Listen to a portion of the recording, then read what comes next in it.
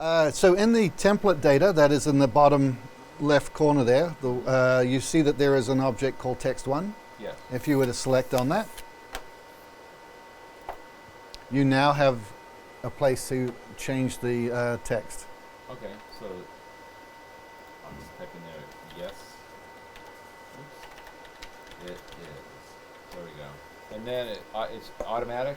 Yep, Yeah, there it is. Okay. because, now it doesn't automatically do it on the way out. You have to actually take the graphic online. So if you do that, there it is, it's online now. Oh, yeah. Now the reason it's over top of that 3D font and the clock that's spinning around is because we're playing this on a higher layer.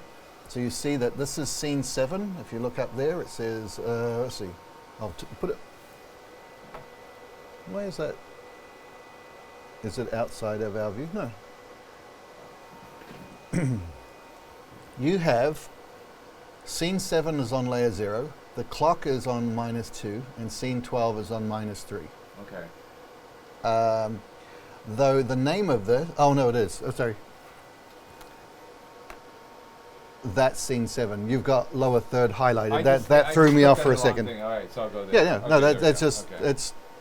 And you'll get your information in the preview here. So we're looking at frame buffer 1, which is CG1. It's the first output. You've got the name of the scene, scene 7, and page 16, and the layer 0 is the layer it's playing out on. So you can play multiple graphics on different layers And I assume at the same time. if something is on 0 layer, it's going to be on top of -1? Yep. Okay. And the number of layers you've got, think of a number, a big number. 1 million. Yeah, go 99 more of those you got. Wow, that's crazy. Yeah. All right, so, and then anything in the positive range is going to be below. Above. Sorry, above, yeah, above. I think of this as reverse Photoshop, Yeah, okay. the layer order, right? That makes sense? Yeah. Okay, cool. You'll hear me say that a lot during the design side. Just Okay. Reverse Photoshop. Reverse Photoshop. Yeah. Okay. So that's how you change your editable fields. This is the template data in the take inspector. Okay. The next column is your transition in and out. So if you look at your take inspector, you've got a transition tab. If you click on that, you have the choice of how to animate this in. So you could do a push. As you see, there's a tab in and a tab out. So you can have push in, right to left. Oh, right to left? Oh, no, go ahead, Okay, top to bottom. Okay. And then you're out. Would be dissolve. Okay, yep. Let's just do distort. Yep. Sine wave. That's cool. There you go. All right, there you go. So you'll now see that it is updated. Oh. So you've got a push of 10 frames and a distort of 10 frames. So I see that you can change the duration of that. correct. Or reverse it. Or transition audio. Yes. Okay. So that's a new thing. Oh, okay.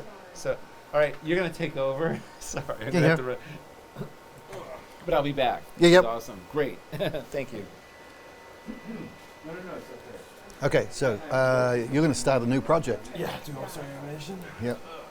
So file, new. You're going to save changes here. So this dialog, we didn't ever go through this. Sure. So Let's do it. dialog box that pops up. Yep. Obviously you want to pick a preset on the left-hand side. So UHD 215994 is not it. Oh, no.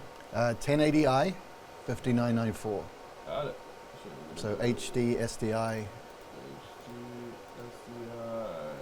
1080i 5994. Yep.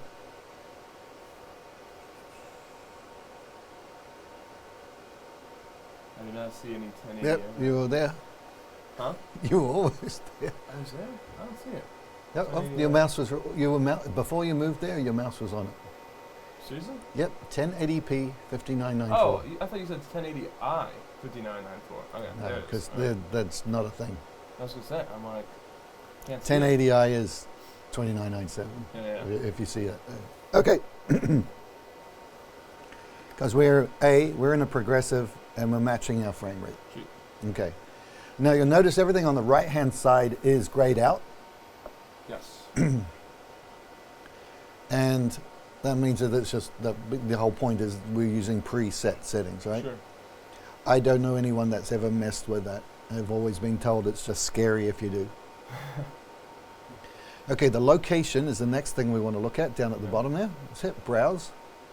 So as you build new projects, you should have a master folder, for a project folder on your D drive. Sure. So if you hit Media D there, in that so that you're going up a folder, there you go. Right click in the empty space, create a new folder, and you can call it training, whatever you like.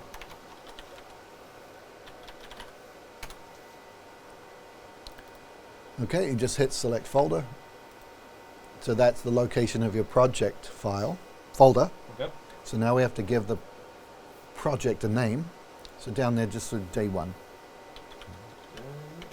Yep.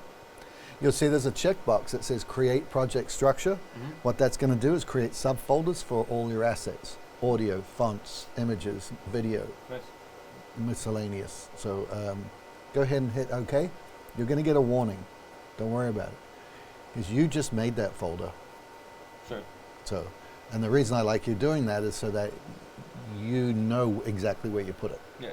If you just didn't put anything in there, or just typed in a folder path, you may be putting on a drive that you forget, or you forget where that went. So Sure. hit yes. It's okay. It's just not a scary warning. And so we're starting off from scratch. Notice there's nothing in the sequence. Let's go to the layout. So this is where we would start all over again, creating materials, but we're actually going to borrow from other projects. Okay. So I think you might have done that yesterday, or somebody did, because some of those templates came from a different project. So if you did a file, import, you've got model as a 3D model, Yep. Photoshop, obviously, Photoshop, and then from project file is what you want. Alright.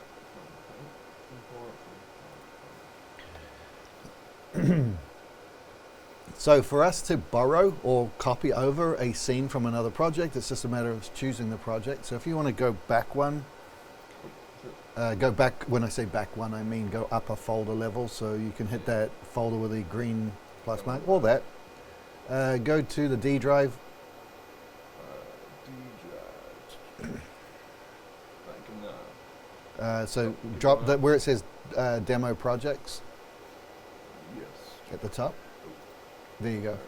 There's a D. Sure. Go to commissioning and click on the commissioning. There you go. Hit open. And so now you're going to get a thumbnail of every scene that's in that project. Yeah, fine. And you can go and pick and choose. You can put a checkbox by the one that you would like to bring in. Alright, which one should I bring in? I don't know. Alright, well, bring in this guy. So if you click on see there's a checkbox in the bottom left-hand corner. Yes. You click on that. So what that does is it brings the scene, and anything that belongs in that scene comes along with it. When I say belong, I mean, you see those tabs at the bottom that says materials, models, fonts. So if you click on materials, you'll see all of the materials in the project. So you're going to, and there's a checkbox by every one that was part of that one scene. But let's click on some of those colors so that we don't have to recreate those colors. So put a check by in material 1. Yeah, it's more the materials we're after. All right, click on font, see what we get there if you're good with the. So these are the font, just click on all of those. It's not going to hurt.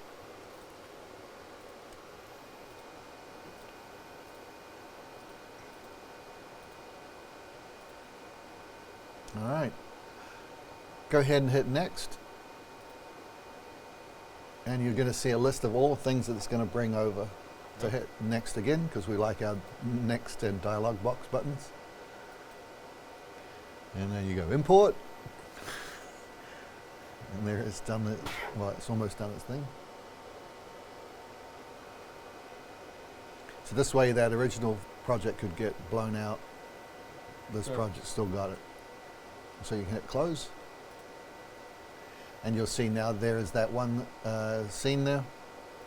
And you're going to see, if you go to materials at the bottom, if you select an object, I guess. Cool. so we don't have to build those. Nice. Cool. Yeah. Now you see there is a status log. So it's freaking out about something. There's an error. Yeah, And yeah. it says, font family not found, face Franklin Gothic Heavy, which we knew, right? So you can double click on the error. And try that again. Doesn't go, right? No. No, usually it pops up a material editor, because in this case it's not a material, it's a font. So we could get to the font manager and mess with that. And notice we don't have a font manager in our vertical menu. Feel free to just close that status log out. And let's create a new, so let's go to scene 1.